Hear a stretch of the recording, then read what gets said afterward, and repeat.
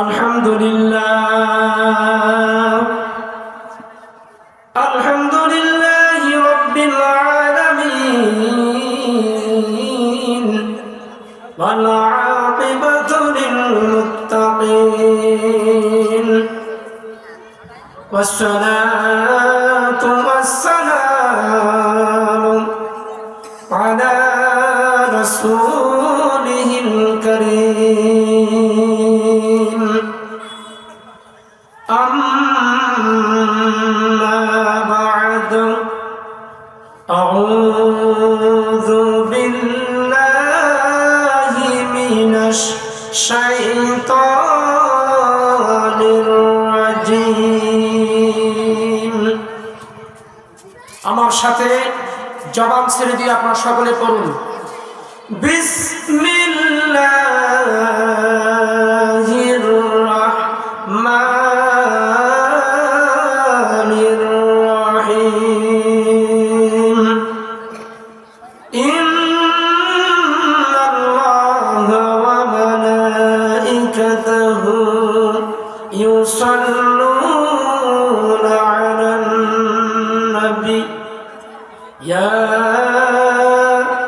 أيها الذين آمنوا صلوا عليه وسلموا تسليما اللهم صل على سيدنا مولانا محمد وعلى آل سيدنا مولانا محمد نور نبيجي طائف গেলেন ইসলাম প্রচার করিতে তায়েববাসী মানিল পাথর নূর নবীজির বদলে আল্লাহুম্মা সাল্লি আলা সাইয়্যিদিনা মাওলানা মুহাম্মদ ওয়া আলা আলি সাইয়্যিদিনা মাওলানা মুহাম্মদ বিসমিল্লাহির রহমানির রহিম يسألونك عن الروح قل الروح من أمر ربي وما أوتيتم من العلم إلا قليلا فقد قال الله تعالى في كلامه المجيد وفي فرقانه الحميد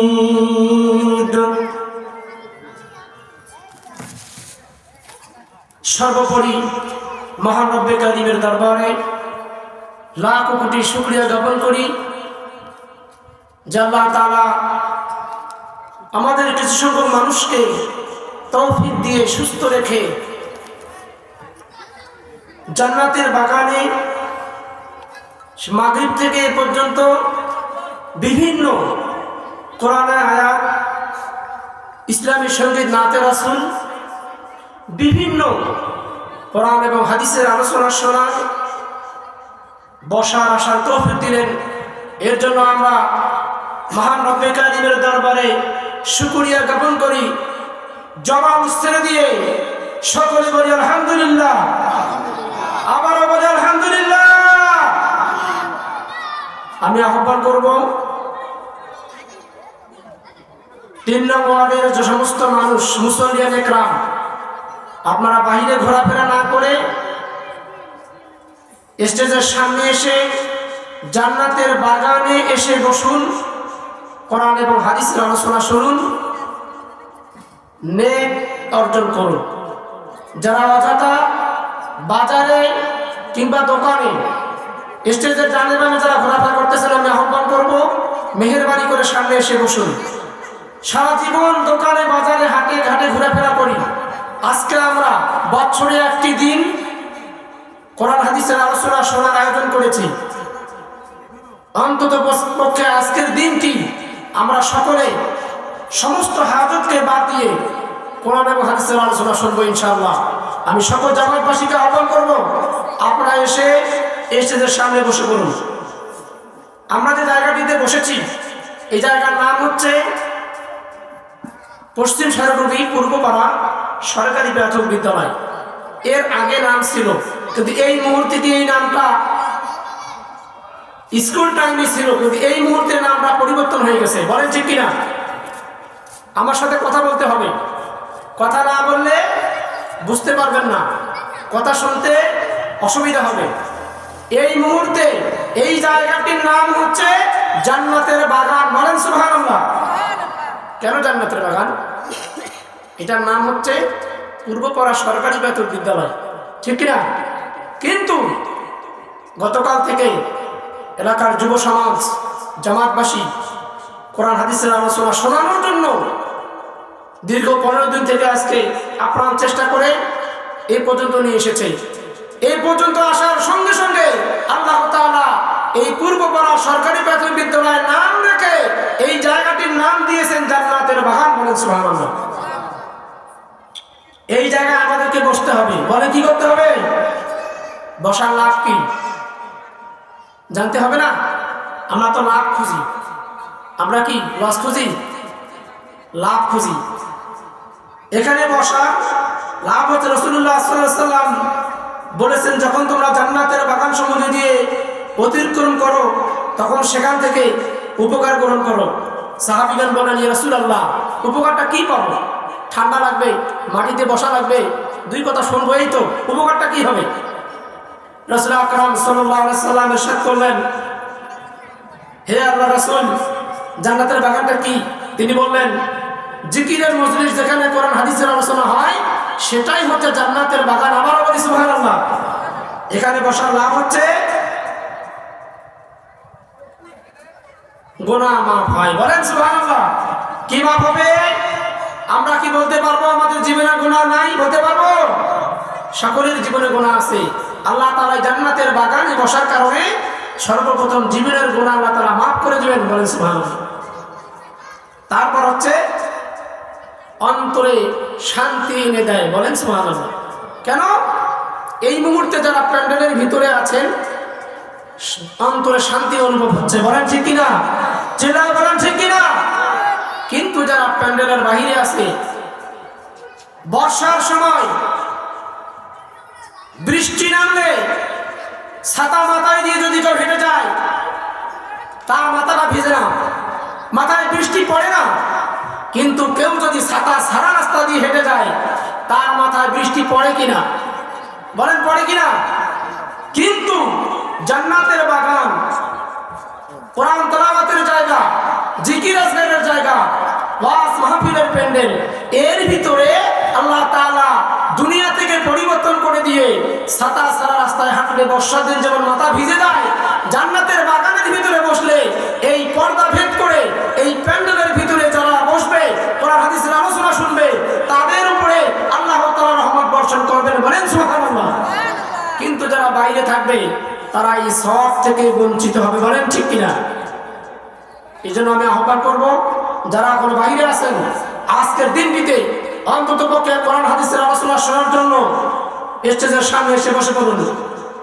আমরা একটু জিকির করি, লা ইলাহা ইল্লাল্লাহ, জোরে লা ইলাহা ইল্লাল্লাহ, হাসবি রব্বি জাল্লাল্লাহ, মা ফি কলবি গায়রুল্লাহ, নূর মুহাম্মদ সাল্লাল্লাহু লা ইলাহা ইল্লাল্লাহ, জোরে বলেন লা ইলাহা ইল্লাল্লাহ, লা ইলাহা ইল্লাল্লাহ, লা ইলাহা ইল্লাল্লাহ, মুহাম্মাদুর রাসূলুল্লাহ সাল্লাল্লাহু আলাইহি ওয়াসাল্লাম।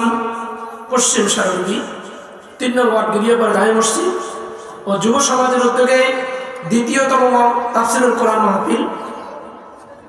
আজকের মাহফিলের সম্মানিত সভাপতি যিনি আজকের মাহফিলের এই মাহফিলকে আলোকিত করেছেন জনাব মাওলানা মোহাম্মদ মকবুল হোসেন, আল্লাহ তাআলা তাকে নেখায়াত দান করুন, সকলে বলে আমিন। তার সাথে বিশেষ অতিথি, প্রধান অতিথি এবং আমার সামনে উপবিষ্ট যুবক ভাইরা, বাবারা, মা বোনেরা, সকলের প্রতি আল্লাহ তাআলা রহমত বর্ষণ করুন, সকলে বলে আমিন। আমি আপনাদের সামনে পবিত্র কালামে পাক থেকে একটি আয়াতে কারিমা তেলাওয়াত করেছি। সংক্ষিপ্ত আকারে আমি একটু বিশ্লেষণ করে শেষ করার চেষ্টা করব। আমা তাওফীকি ইল্লা বিল্লাহ। আল্লাহ রাব্বুল আলামিন একটি আয়াতের মধ্যে বলতেছেন যে বিসমিল্লাহির রহমানির রহিম, ইয়াসআলুনাকা আনির রূহ। আমার কথা বুঝলে আমার কথার সাথে জবাব দিবেন, না বুঝলে বলবেন হুজুর বুঝি নাই। আল্লাহ তাআলা বলেছেন ইয়াসআলুনাকা আনির রূহ কুলির রূহু মিন আমরি রাব্বি ওয়া মা উতীতুম মিনাল ইলমি ইল্লা কলিলা। আল্লাহ তাআলা বলতেছেন, হে হাবিব, হে বন্ধু, তোমাকে জিজ্ঞাসা করা হবে রূহটা কি জিনিস। আমাদের সকলের অন্তরে রূহ আছে কিনা? বলেন আছে কিনা? যে বলতেছে না তার ভিতরে মনে হয় রূহ নাই। সবার ভিতরে রূহ আছে। রূহটা যখন অন্তর থেকে চলে যাবে, বডি থেকে চলে যাবে, এই দেহের নাম হয়ে যাবে লাশ। বলেন ঠিক কিনা? আর যতক্ষণ রূহটাই অন্তরে থাকবে, এই বডিতে থাকবে, সে হচ্ছে মানুষ। একটা মানুষ মারা যাওয়ার সাথে সাথে বলে লাশটাকে বাহিরে বের করো, বলেন কিনা? বলে কি মোজাম্মেলকে বের করো, বলেন বাবুকে বের করো, বলে না, আমার বলে না, লাশটাকে বের করো। এই জন্য আল্লাহ তাআলা বলতেছেন ইয়াসআলুনাকা আনির রূহ কুলির রূহু মিন আমরি রাব্বি ওয়া মা উতীতুম মিনাল ইলমি ইল্লা কলিলা। তোমাকে জিজ্ঞাসা করা হবে রূহ কি জিনিস, রূহটা কেমন জিনিস। আল্লাহর নবী সাহাবায়ে মাইদেরকে বলে দিলেন, তোমরা কি জানো রূহ কি জিনিস? তারা বললেন, ইয়া রাসূলুল্লাহ, ইয়া হাবিবাল্লাহ, রূহ কি জিনিস আমরা জানি না। আল্লাহ তাআলা এবং আল্লাহর রাসূল ভালো জানেন। বলেন ঠিক কিনা? রাসূল এবং আল্লাহ তাআলা ভালো জানেন কিনা? একদিন মুসা আলাইহিস সালাতু ওয়াস সালাম, একটু আগে ভাই বলছিলেন মুসা নবীর কথা, বলছিলেন কিনা? নাম শোনেন নাই? মুসা নবী আমার মতো একটা স্টেজে বক্তৃতা দিচ্ছেন। ভাইয়েরা আমার, একজন লোক দাঁড়িয়ে বলল, হে মুসা, রূহটা কি জিনিস? মুসা আলাইহিস সালাম থমকে গেলেন। আবার একজন প্রশ্ন করলো, হে মুসা নবী, সবচেয়ে জ্ঞানী ব্যক্তি কে? কয়টা প্রশ্ন হলো? বলেন কয়টা প্রশ্ন হলো? দুইটা প্রশ্ন হলো। মুসা আলাইহিস সালাম হুট করে বলে ফেললেন, সবচেয়ে জ্ঞানী ব্যক্তি আমি। কেন? তিনি একজন পয়গম্বর, জ্ঞানী হবে কিনা? হবে কিনা? আল্লাহ তাআলা বললেন, এই আয়াতের কথা জানিয়ে দিলেন, ওয়া মা উতীতুম মিনাল ইলমি ইল্লা কলিলা। এই ইলম, জ্ঞান আমি সবাইকে সমানভাবে দেই নাই, সবাইকে সমানভাবে বন্টন করি নাই। হে মুসা, তোমার থেকেও একজন জ্ঞানী ব্যক্তি আছেন এই পৃথিবীর মধ্যে। মুসা আলাইহিস সালামের মাথায় চিন্তা ধরে গেল, আমি এই জামানার পয়গম্বর, আমি একজন নবী, আমার থেকেও জ্ঞানী ব্যক্তি এই পৃথিবীতে আছে, সেজন্য আমার থেকে কত ভাগ্যবান। বলেন ঠিক কিনা? আল্লাহর কাছে বলল, আল্লাহ, আমার খুব শখ, আমার খুব আশা ওই ব্যক্তিকে দেখার জন্য যে আমার থেকেও জ্ঞানী ব্যক্তি। বলেন সুবহানাল্লাহ। ওইদিকে যাব না এই মুহূর্তে। আমি যে আয়াতে কারিমা তেলাওয়াত করেছি রূহ সম্পর্কে, ইয়াসআলুনাকা আনির রূহ, এই রূহ আল্লাহ তাআলা সমস্ত মানুষের রূহকে এক সময় সৃষ্টি করেছেন। এক সময় এট এ টাইমে আমার পরদাদা ছিল, দাদা ছিল, বাবা ছিল, আজকে আমি, তারপর আমার সন্তান, আমার নাতিপুতি, যারা পরবর্তীতে আসবে, যারা এসেছিল, যারা এখনো আছে, সকলের রূহ এক সময় এট এ টাইমে আল্লাহ তাআলা সৃষ্টি করে এক জায়গায় রেখে দিলেন। বলতে পারেন সেই জায়গাটার নাম কি? বলতে পারবেন? সেই জায়গাটার নাম হচ্ছে আলমে আরওয়াহ। বলেন সুবহানাল্লাহ। অনেক মানুষকে এখানে আমি নতুন দেখতেছি, অনেকে আমাকে আজকে প্রথম দেখতেছেন, অনেকে দেখেছেন। তো যারা আমাকে নতুন দেখতেছেন, আপনাদের সাথে আমার আরো একবার দেখা হয়েছিল। বলতে পারেন কিভাবে? রূহের জগতে, আলমে আরওয়াহ, আল্লাহ তাআলা যেখানে আমাদের সমস্ত মানুষকে সৃষ্টি করে রূহটাকে বানায়ে এক জায়গায় রেখে দিয়েছিলেন, সেই জায়গাটার নাম হচ্ছে আলমে আরওয়াহ, রূহের জগৎ। বলেন সুবহানাল্লাহ। রূহের জগৎ থেকে আমাদের কোথায় পাঠানো হয়েছে? আলমে নাসুতি। আমরা যেখানে বসে আছি, যেখানে বাস করি, এই পৃথিবীর নাম হচ্ছে আলমে নাসুতি। বলেন কি নাম? এটা তো আরবি শব্দ। আপনারা যদি জবাব দেন, এটা আল্লাহ তাআলার কাছে সাক্ষী হয়ে থাকবে যে ওয়াজ মাহফিলে বসে আমার বান্দা বক্তার সাথে আমার বান্দা আমার কথা বলেছে, রূহের কথা বলেছে। হতে পারে এটাও কাল কিয়ামতের ময়দানে নাজাতের ওসিলা হতে পারে। বলেন ঠিক কিনা? আল্লাহ তাআলা কবুল করুক। সকলে বলে আমিন। চিল্লায়ে বলেন আমিন। আলমে আরওয়াহ আমাদেরকে রূহগুলোকে একখানে রাখা হয়েছিল। আপনি ছিলেন, আমি ছিলাম, আমার দাদা ছিল, পরদাদা ছিল, আমার সন্তান ছিল, নাতিপুতি ছিল। আজ থেকে 50 বছর পর যারা আসবে সেও ওখানে ছিল। সেই জায়গাটার নাম হচ্ছে আলমে আরওয়াহ। আলমে আরওয়াহ থেকে মানুষকে পাঠানো হয় আলমে নাসুতিতে। এই নাসুতি হচ্ছে পৃথিবী। পৃথিবীর নাম কি? আলমে নাসুতি। এখান থেকে আমাদেরকে ট্রান্সফার করে, পরিবর্তন করে দেওয়া হবে আলমে বারজাখ, যেটার নাম হচ্ছে কবর জগৎ। বলেন ঠিক কিনা? আমরা এখান থেকে কবর ছাড়া অন্য কোথাও যাব? বলেন যাবো কোথাও? আমাদের এই জীবন থেকে শেষ বাড়ি হচ্ছে কবর, তারপর হচ্ছে ভালো হলে জান্নাত, খারাপ হলে জাহান্নাম। বলেন ঠিক কিনা? আল্লাহ তাআলা বলে দিলেন রূহটা আমার একটা হুকুম। ইয়াসআলুনাকা আনির রূহ, এই রূহটা হচ্ছে আমার পক্ষ থেকে একটি হুকুম মাত্র। আমি যদি বলি কুন ফায়াকুন, বলার সঙ্গে সঙ্গে হয়ে যায়।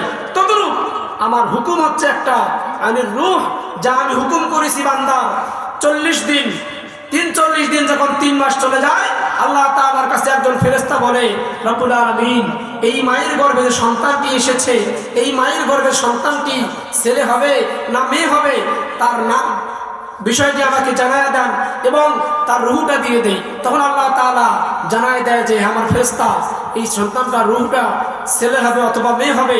তখন ওই মায়ের গর্ভে এই রূহটা দিয়ে দেওয়া হয়, ছেলে অথবা মেয়ে পার্থক্য করে দেওয়া হয়। বলেন সুবহানাল্লাহ। আর এই রূহটা চলে গেলে আমরা হয়ে যাই লাশ। কি হয়ে যায়? এই পৃথিবীতে মানুষ বেঁচে থাকার সময় নানা কাজকর্ম করে। কেউ বা অন্যায় করে, কেউ বা নেকের কাজ করে, কেউ নামাজ পড়ে, কেউ গাঞ্জা খায়, কেউ মদ খায়, কেউ বাবা মার সাথে খারাপ আচরণ করে, আবার কেউ বেনামাজি হয়ে পৃথিবী থেকে মৃত্যুবরণ করে। বলেন ঠিক কিনা? নামাজি ব্যক্তি যখন মারা যাবার সময় হয়, জান্নাতুল ফিরদাউস থেকে একদল ফেরেশতা জান্নাত থেকে জান্নাতি পোশাক, জান্নাতি আতর, জান্নাতি সুগন্ধি নিয়ে বান্দার মুমূর্ষ অবস্থায় চলে আসে। জান্নাতি ফেরেশতারা অপেক্ষা করে মালাকুল মউত আজরাইল আসা পর্যন্ত। মালাকুল মউত আজরাইল যখন চলে আসে, ফেরেশতাদেরকে বলে দেয়, ভাই ফেরেশতা একটু অপেক্ষা করো, আর একটু অপেক্ষা করো, কিছুক্ষণের মধ্যে তোমাদের মেহমানকে তোমাদের হাতে দেওয়া হবে, রূহটাকে হাতে দেওয়া হবে, তারা তোমাকে এখান থেকে জান্নাতের দিকে নিয়ে যাবে। বলেন সুবহানাল্লাহ। মেহমান যখন আসে, বাড়িতে ঘর গোছানো হয়, বাড়িটা সুন্দর করে সাজানো হয়, বাড়িটাতে সুন্দর পরিপাটি করা হয়। কেন? একটা দামি মেহমান আসতেছে।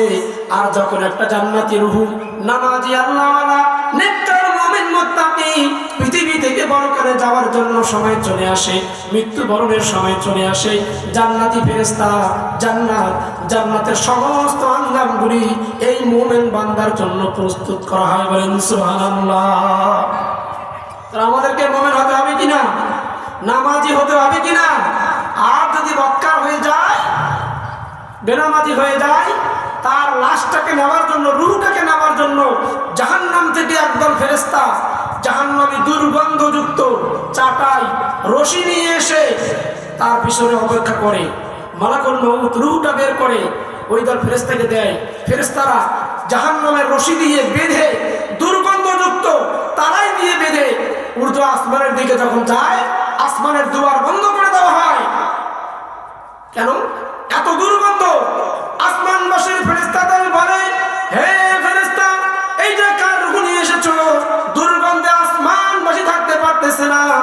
রুহুটা কার? বলে অমুক এলাকার অমুক গ্রামের অমুকের ছেলে অমুক। তখন ফেরেশতা বলে, হে ফেরেশতা দল, এই লাশটাকে তোমরা